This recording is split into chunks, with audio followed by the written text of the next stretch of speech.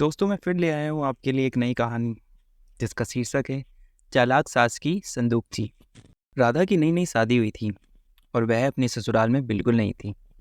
उसकी सास विमला देवी घर में सबसे तेज तर्रार और चालाक मानी जाती थी। सास के हर फैसले और काम में एक गहरी सोच दिखती थी और उनके सामने कोई बहस नहीं करता था। सब जानते थे कि विमला देवी में ऐसी समझ और चालाकी है कि किसी का भी भला बुरा तुरंत भाप लेती। पर राधा के मन में हमेशा एक सवाल बना रहता कि आखिर विमला देवी की चालाकी का राज क्या है। वह अपनी सास के चेहरे पर हमेशा कुछ अनजाना रहस्यमयी भाव महसूस करती थी।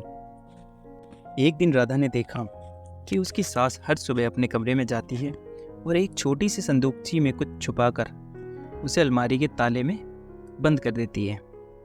राधा को शक होने लगा कि इस संदूकची में जरूर कुछ खास है।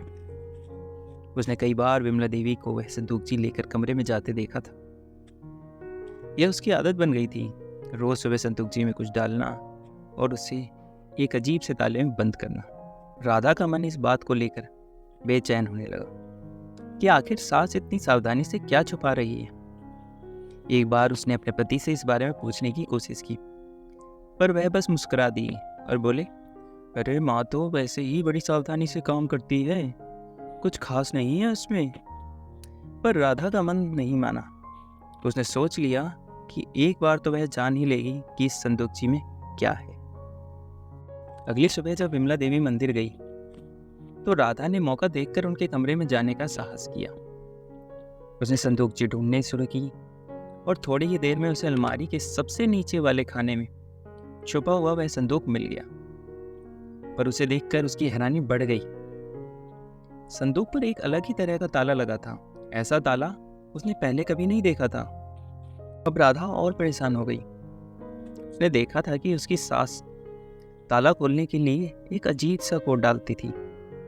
राधा ने ध्यान से सास को उस कोड का इस्तेमाल करते हुए देखा और कोड को धीरे धीरे याद कर लिया।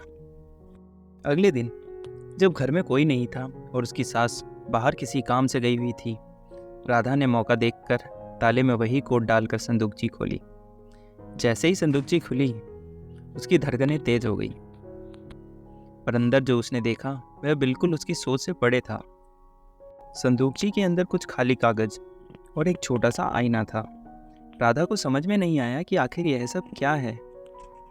उसने सोचा कि कहीं कोई और संदूकची तो नहीं है, पर उसे और कुछ नहीं मिला। यह देखकर वह और उलझन में पड़ गई। उसे समझ में नहीं आया कि उसकी सास आखिर रोज इस संदूकची में क्या देखती है। शाम को जब विमला देवी घर लौटी तो राधा से रहा नहीं गया।